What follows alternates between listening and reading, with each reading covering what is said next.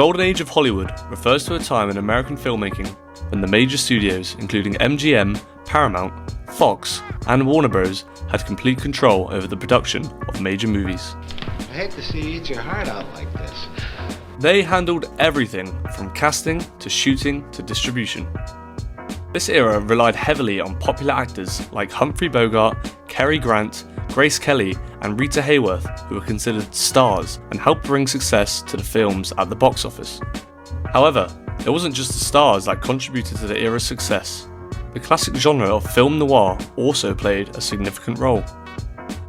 In this video, we will explore film noir, focusing on key films that showcase the genre's development and the codes and conventions associated with it during the golden age of Hollywood. But perhaps it isn't too late if our wish is granted.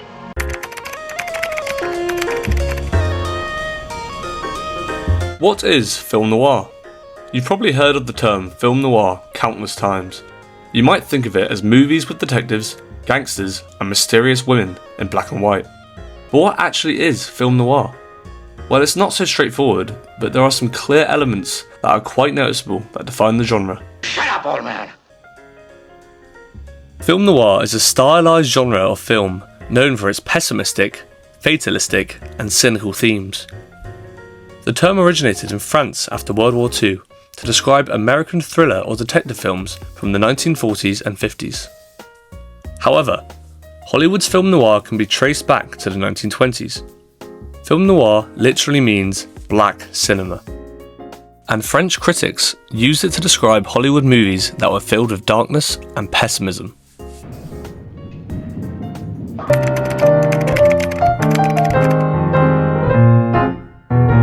This style of filmmaking was characterized by a difficult period in history. The American psyche was influenced by cynicism and pessimism due to the Great Depression. Then, World War II occurred, leading many men to be sent to the front lines while women took their jobs in their absence.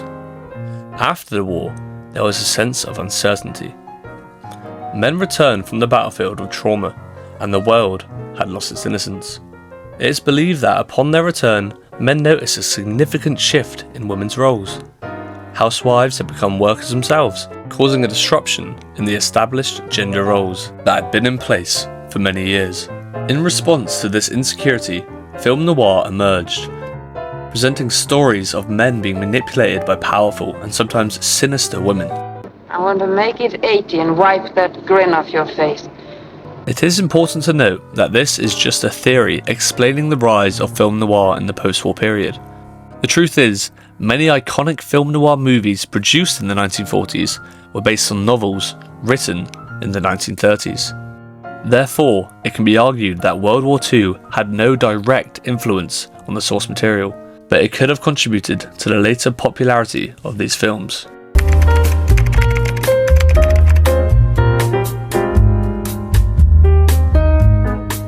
It's nice out here.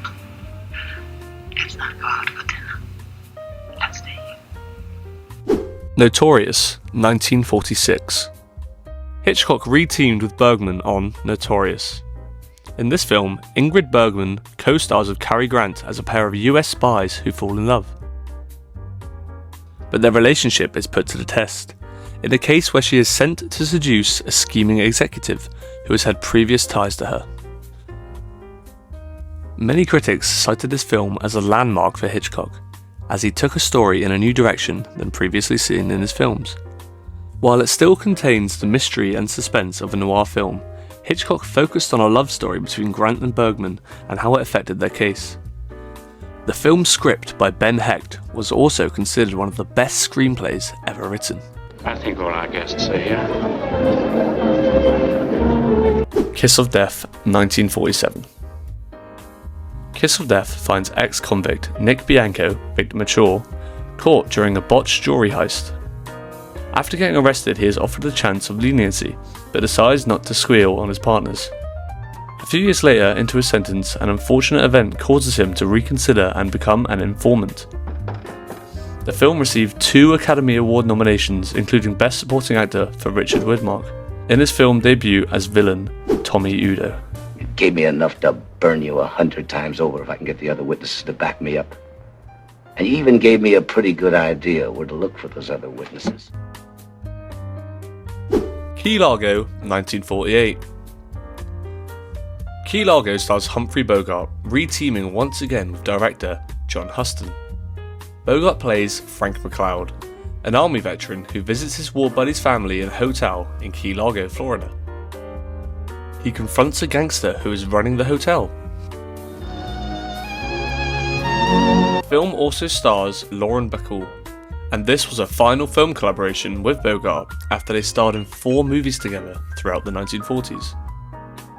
It also won the Academy Award for Best Supporting Actress for Claire Trevor, who plays an alcoholic nightclub singer. Bogart does not miss a beat playing a noir hero, as evidenced by his expansive work in the genre. I hope so. Why don't you stay right on here with us, Frank? You're most welcome.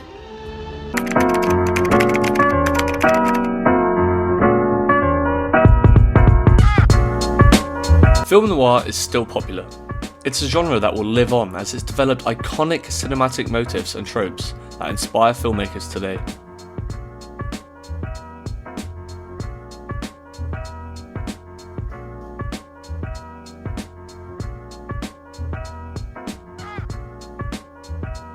The film noir stories are so well done and so suspenseful that they still hold a weight for audiences today. This is because of a few things. The plot points and narrative devices are all raw and carnal. It's the simplicity and the themes that never grow old and make them timeless. Thank you for watching this video.